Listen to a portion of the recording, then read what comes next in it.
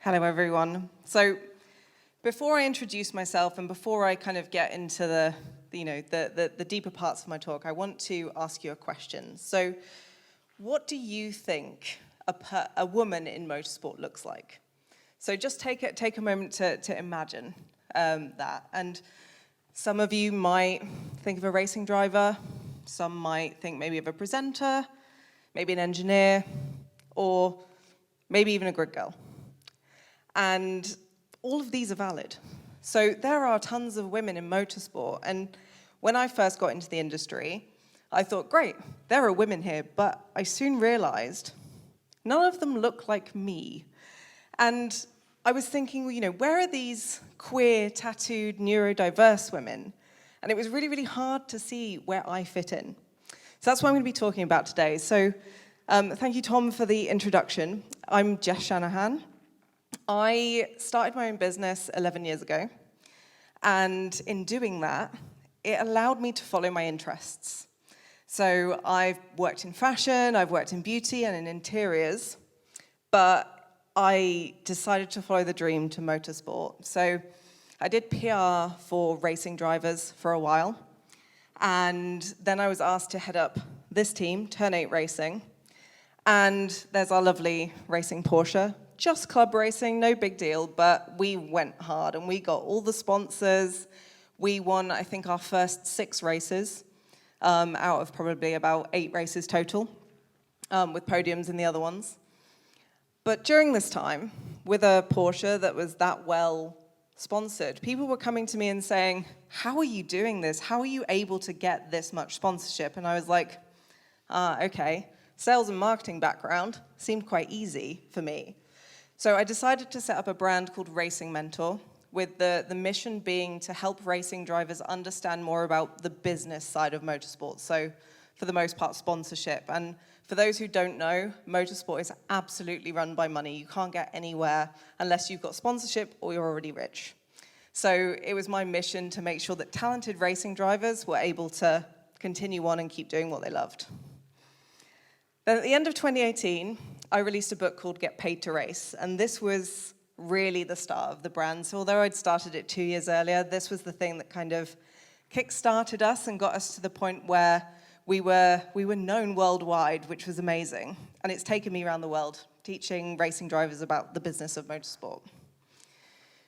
But that's not the only part of my career. I have 2 distinct paths that I've always followed. So as well as working in motorsport, I'm also an automotive journalist, and I run the content marketing agency Jet Social here in Norwich.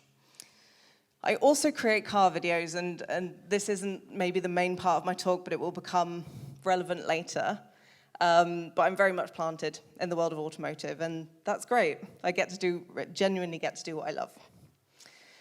And then in 2016, I did a press stunt for Jury's Inns as a journalist, where I got to drive an electric car around Route 57, which is the UK and Ireland's Route 66. This is the thing that kind of kick-started my career into e-mobility and working with electric cars as well. So now my career is very much automotive and motorsport, but also I give talks at things like the London EV show, and I think this is the picture Tom was talking about. Once again, it's an industry where I don't quite feel like I fit in. I have tattoos, I have colorful hair, I'm a woman, and those people are not any of that. So this has been a theme my whole career. So in this talk, I'm going to share some of the experiences that I've had about working in automotive and motorsport and being in an industry that really wasn't built for someone like me. And I kind of want to do that to show others that you can find your people in any industry that you're in. They are out there. They just might not be the typical person that you see in the shiny face of an industry. So you've just got to go out there and find them. So I'm going to be talking about finding your people, but also overcoming challenges. So I'll talk about a few of the challenges that I've faced, and also talk about becoming a role model as well, which is a weird thing to say, that I'm a role model. That feels really cringe, but I've had to kind of accept it over the years. So I want to take you on a journey of when I first came into motorsport, quite a feminine, snappy dresser. I like to think.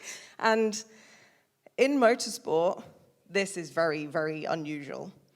And I soon realized, going into the paddock in my fancy dresses and my bright suits, that I wasn't really getting the reaction I wanted. People were pretty much ignoring me because I think they thought that I wasn't in motorsport, even though I absolutely was.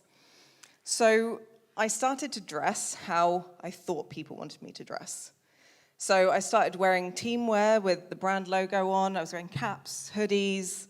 I was still alternative, and I genuinely like this look, but it's not the way I wanted to dress all the time. But I was trying to embody this style that a lot of other women were doing in motorsport.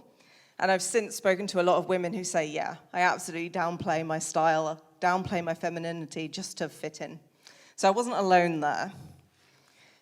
And that worked to a point, but I spent a long time kind of working about, like trying to think about how I could get people to take me more seriously. And then it kind of dawned on me that I was trying to reach the wrong people. I was trying to reach this really kind of standard, straight-laced picture of a person that you see in motorsport when actually they weren't the people that needed my help. So I should have been trying all along to reach the alternative, queer, neurodiverse people who also felt like they didn't fit in. And once I had this realization, suddenly our courses and our content and our Facebook community was filled with people who didn't fit that stereotypical motorsport view that everyone has. I wish I could give you like a really clear thing of what I did to find my people, but actually it's that really annoying thing of I just started to be myself.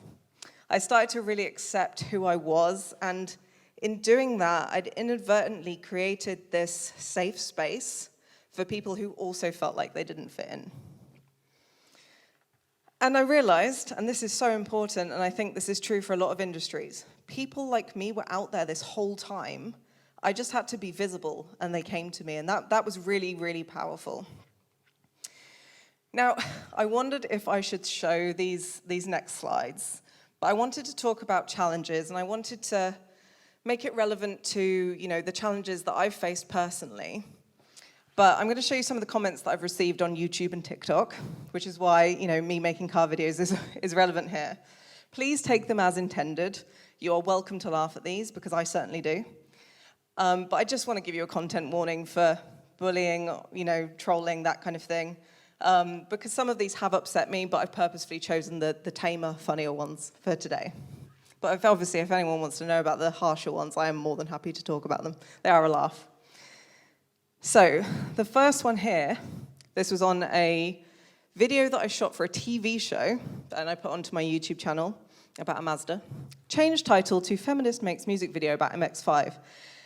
And note that 8 people have liked this. 8 people agree with this person, and I wish I had actually changed the title now, because I think I would watch a music video made by a feminist about an MX-5.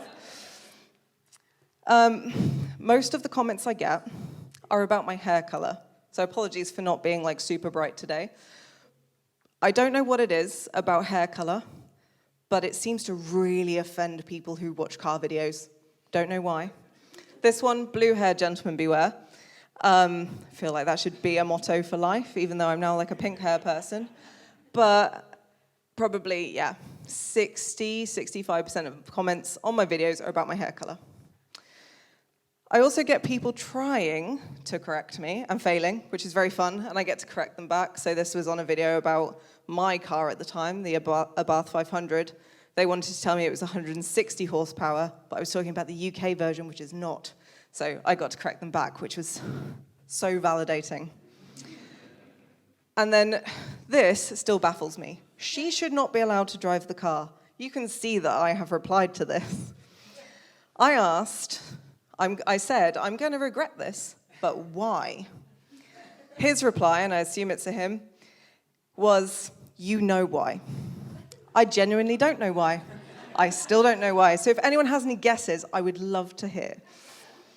And then a slightly more recent one, which is on a racing mentor video on TikTok, won't take advice from someone with pink hair, or at least that's what I think they meant to say. So it's quite nice to know that it's not just blue hair that's offensive, but also pink hair. So good. So the reason I'm showing you these is because these did actually stop me making car videos for a long time. Not necessarily these ones from these idiots, but some of the harsher ones I got made me kind of think, am I doing this for the right reasons? Do people actually enjoy my content? But as I worked on myself and as I started to accept who I was and the fact that people did enjoy my content, I realized two things. The first is, these people are not my audience. The second is that I should be putting more weight into comments like this. Now, I don't know if you can read these, but these are basically people telling me how great I am. And there's probably 20 times more lovely comments, out there than mean ones. So this is just a handful of ones, but people have told me I've helped them, or that they like my shoes, or they're asking me advice about electric cars. Loads of those out there. And still, I was worrying about someone who didn't like my blue hair. So this all comes down to, I'm no longer clicking. Stand by. See if that resets it. So this is something called negativity bias. We register negative stimuli around 7 times more powerfully than positive stuff. So it's really normal for me to have got upset by this, and you may have experienced this in your jobs, in your businesses, in life, that sometimes the negative stuff just really takes hold in your brain. And it's taken a long time for me to really get over that and understand how I respond to that, and now I screenshot every single good comment I get. And I talk about them, I tell my friends, I tell my family, someone said that I helped them get sponsorship, or someone just asked me about their electric car. And I get excited about that because it reminds me that's the stuff that I should be paying attention to. So your challenges might be different, but I feel like the ways of overcoming this stuff can be quite universal. So I want to kind of go into a few of those. So what is the solution to finding your place in an industry where you feel like you don't quite fit in? So I feel like the first is to trust yourself. If you're building yourself as an expert, going into a new job, starting a business, or standing up and giving talks like this, you have to trust yourself and trust that you belong. So I've just shown you a bunch of pictures of myself and some comments where people have been mean to me on the internet. It feels really odd to be talking about myself in this way, because when I do talks normally, I'm talking about battery technology, race cars, sponsorship, that kind of thing. So this feels really vulnerable. But I was asked to be here, and I know that at least one person, thank you, Tom, wants me to be here and wants to hear what I have to say. And the same goes for the times that, I'm asked to speak on Radio Norfolk, or I'm asked to go on the television, or I'm writing, a big article. I have to trust that those people have recognized what I do and are asking me to be there. I just have to trust that, no matter how I'm feeling sometimes. So, although now I'm in a position where I generally do believe that I have value and that I should be in a position like this, sometimes the imposter syndrome still creeps in. And I have to focus on fact, not feeling, which I know sometimes is quite difficult to do. So I've told you about how I found my people through Racing Mentor, and I've made some incredible friends in motorsport just by being visible and being myself. And I've made a point to partner with organizations who share my values as well. So we work with Racing Pride, who are an LGBTQ organization within motorsport. They do great things, and there was clear synergy there. So we started working with them, and we've done that with various different organizations in motorsport who are clearly focused on diversity and inclusion. I also make a point to surround myself with people who make me a better person. And you've probably heard this advice 100 times, but it genuinely has worked for me, and I'm very, very clear now in not working with people or not associating with people who don't share my values, because I don't have the energy for that. I can't give that energy to those people, and that's true for friendships, work relationships, partnerships, everything. So kind of want to come to my final point about making waves, and it took me a long time to appreciate who I was in the business landscape. But now that I know who I am, I have a really clear mission, and it's possible for me to make an impact. So I want to say to you all, if any of this resonates, Find your place in your industry, and if it's not there, go make it, because you'll find people who you share something with, and they will find you and they will come to you, and that's how you find your people, but also make an impact on the industry you're in as well. So here are some examples of how I've done that. Hopefully this will, if you're thinking that this is something that you want to do, if you want to kind of put yourself out there in a similar way, here are just maybe some inspiration for you. So this is about my partnership with Racing Pride. We started scholarships to our sponsorship academy. And we basically used Racing Pride to facilitate those scholarships. So we funded them, and we're giving places to LGBTQ people within motorsport who might not have otherwise had these opportunities to get on a course like this. We also got recognized by the Small Business Awards as Diversity and Inclusion Champion, which was mind-blowing. And although, a Small Business Award, they're relatively common within the business community, motorsport is very, very insular and very cliquey. So to be recognized by the wider business community, it was amazing for us. Thought leadership also plays a role here. So, as you know now, I am an alternative neurodiverse woman talking about cars. And in doing what I do, I love it. I genuinely love it. I like talking about this stuff. But I really hope that people see someone like me doing this stuff, and it gives them the confidence to step out of their comfort zone. Whether that means going into the same industry as me or just doing similar stuff to what I'm doing, I hope it gives them that confidence. I also teach. So I teach sponsorship skills at race schools. So even if you don't want to put yourself out there on social media or in the press, I think sometimes you can use your position to educate. So whether that's reaching people like you or just showing others in the industry that you're there, people like you are there, I think, again, that can be really powerful. And this is just an example of some recent thought leadership I did as well, about thought leadership, which is kind of meta.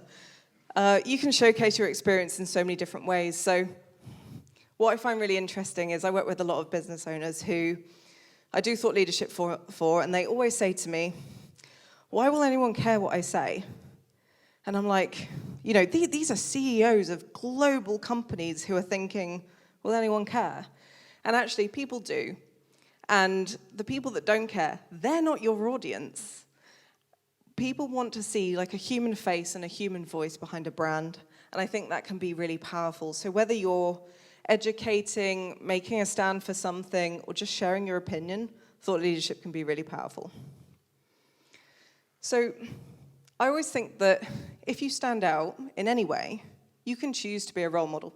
You don't have to, but I think a lot of the time it just kind of happens, especially if you're being visible. So whether that's in how you dress, your beliefs, the color of your skin, your sexuality, if you stand out in any way or are a minority in any way, you can choose to be a role model for other people within your industry. And I've mentioned this a lot, but I think that being visible as any marginalized group, or even just a person that stands out in some way, is one of the most powerful things you can do for other people who are like you. Because when we don't see ourselves in an industry, we think it's not for us. So if you can be visible, people are going to see you and be like, right, I can go into this industry. There are people like me out there. And I just want to finish on this quote. Women challenge the status quo because we are never it. I think this is really powerful, and it doesn't just apply to women. It applies to, any minority group in in an industry where it's usually one demographic who is the majority. So I think that's quite a powerful thing, and I encourage you all to continue challenging the status quo. If you want to come find me, I'm on LinkedIn. I'm on everywhere, but LinkedIn's probably the most appropriate for this this setting. But thank you very much, and I'd welcome any questions that you have.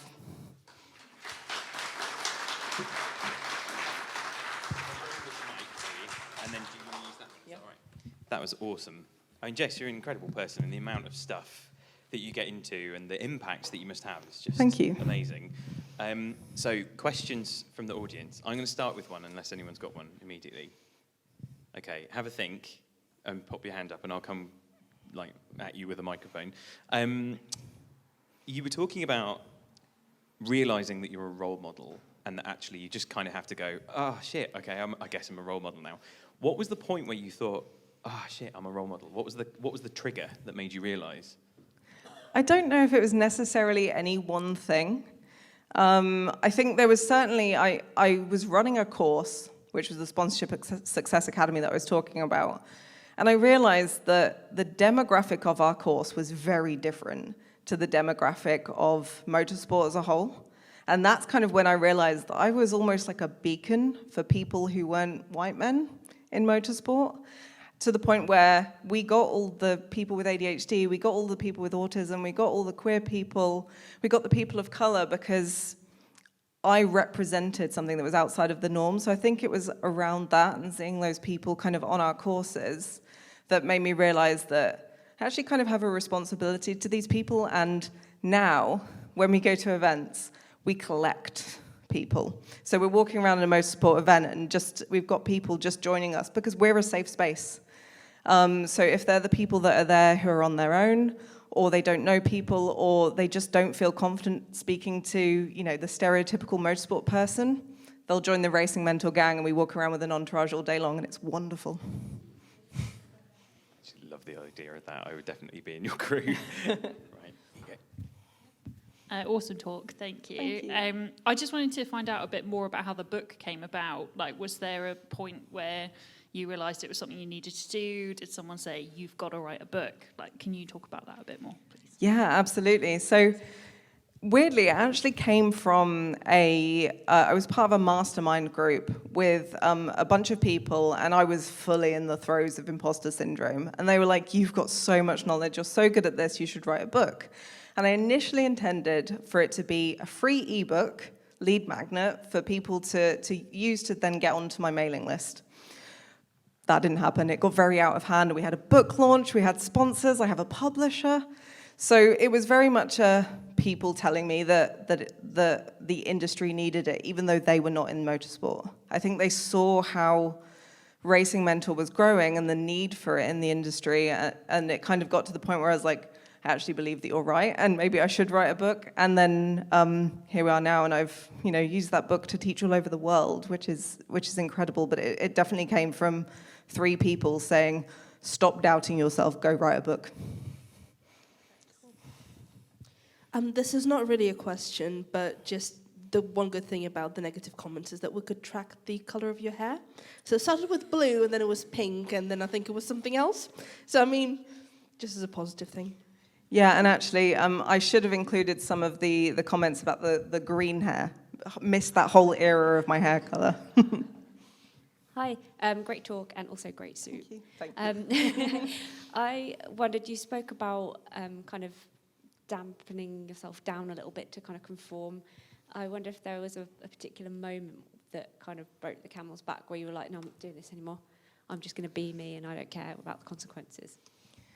Yeah, I think it was a process, but I actually didn't talk about this. I talked about neurodiversity as a whole, but I was diagnosed with ADHD in, I think it was like right at the beginning of, or right at the end of 2020 into 2021, I think. I've got ADHD, I can't remember. But I think that kind of made me realize a bit more about who I was. But I also think it came from just being more confident in what I was doing. So again, this mastermind group that I was part of, they were saying, you're so good at this, why are you doubting yourself? So I had to kind of step out of my comfort zone and just be like, I am someone who dresses like this, and not someone who dresses in teamwear. Sometimes I do. But I certainly think it was from that group of people at that time in my life where I was getting over imposter syndrome, and I had to go, you know what, just do it, just go be yourself, and be damned all the people who don't like it. And it was kind of a realization of, you can't please everyone all of the time. And I was so worried about being liked that I tried to conform. So I'm not really answering this. There was no real defining moment where I went, okay, I need to do this. It was very much kind of a process. Any more? Yeah. Hi, Jess, big fan. Hi. Did you find your ADHD diagnosis quite freeing in terms of feeling able to be yourself and also sort of in a way adding another layer to being this beacon that other people can come to? I think so. I mean, it all happened very quickly, and it was kind of a shock. So after I was over the system failed me, why wasn't I diagnosed as a child? It's no wonder, why did no one see? And I was just angry about it all. After that, I was like, oh, so much of my life makes sense now. And I think that made me feel validated as a person who had struggled with normal employment, who had struggled with just being upset about a lot of stuff.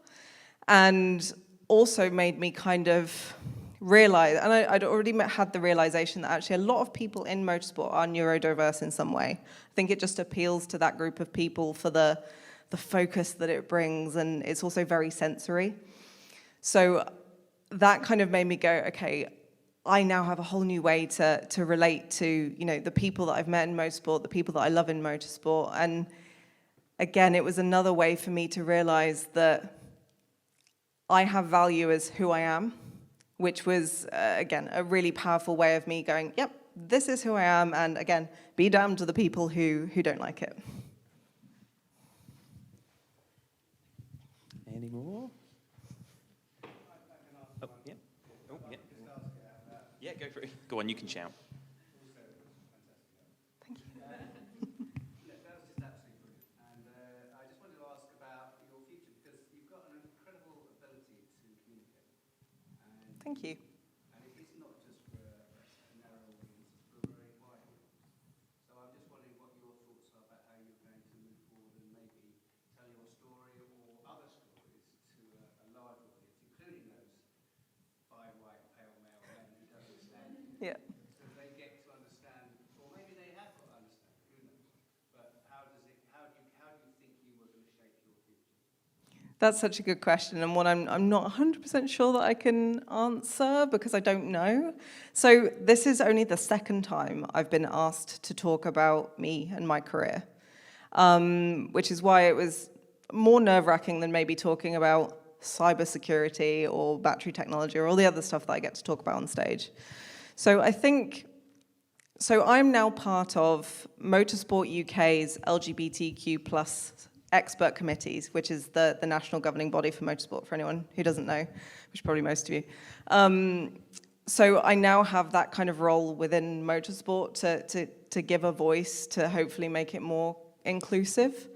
But if I'm honest, I don't really know. And I've realized, probably about 5 or 10 minutes into the talk, wow, I love this. Wow, I love sharing this. And I love teaching, and I love, hopefully, inspiring people. And I've been on a really long journey with my own mental health, ADHD diagnosis, and just loving myself, that I want to share that with people because I think it's quite powerful. And I went through a whole crisis of identity in COVID, like I'm sure a lot of people did, where I was like, what do I want to do? And yes, I hit on the car stuff, the motorsport stuff, yes, but I also realized that I wanted to do more teaching and coaching. So I have a coaching qualification which helps me coach in motorsport, but I'd like to do more of helping people who are like me. But yeah, again, great question, and now that's something that I'm absolutely going to start thinking about harder. Thank you. Perfect, let's have a chat. Hello. Hi. Thanks, that was a great talk. I found it really interesting. You made it very clear about how you wanted to do this motoring journalism kind of thing, but you had to do all these other things as well as that, and that how that was a real struggle. But the one thing that I really, the one question I have still from your presentation is, hopefully you forgive me, can I improve my range by slipstreaming behind a lorry? Great question. The answer is yes, but not safely. There's a whole blog post about it on my website, and obviously the graphic, but that's the kind of nerdy stuff I get excited about, that's a little bit lame, isn't it? Yes, I've actually got a reason why that guy doesn't want to drive. Go for it. Okay, that worked it out. So he's from the future, Okay. and you killed him. Oh no. That comment's probably 7 years old, but I'm going to go tell him that that's our theory. So, actually, I've got another reason as to why. And so this is an answer to your question. You'll notice that most of us white men are not very good with grammar and spelling and being eloquent. And what he was actually trying to say was, wow, she should not be able to drive that car. It's not fair on the rest of us. And then when you asked, why is that? He's like, well, you know, you're so good. That must be it. You can't get cross tone when it's written on the internet, can you? So all of those could be positive comments. Who knows? We've got time for one more if there is one. Yeah, okay. Let me run round. Felt like question time. I wanted to ask you if you have any tips on maintaining resilience when you're dealing with all the noise. Surround yourself with people that build you up. So I'm going to embarrass them, and I'm so sorry, Rose and Nell, but my two best friends, who also work with me, I'm very lucky, are here. They say don't work with your friends, they're wrong. These are people who, when I'm angry about a comment on the internet or about something, or if I'm upset, or if I'm just nervous about something, they're going, you no need to be nervous, you are the expert, you're great at this. And I think surrounding myself with people like this, especially these two people, has been game-changing for me. And I mentioned the people from my mastermind from all of those years ago. They were there telling me, you can do this, you're great at this. And it kind of cuts through what's going on in your head that says, maybe the people with the negative comments are true. You know, maybe, you know, that one time that I messed up on something, maybe that is my entire personality and I'm not worth anything. You've got the people around you going, what about these 5,000 times that you nailed it? Because weirdly, it's so easy to forget that. So definitely surrounding yourself with people that believe in you, love you, support you is the best thing anyone can do. Well, we all believe in you, love you, and support you. So thank you very much, Jess. Thank you, everyone.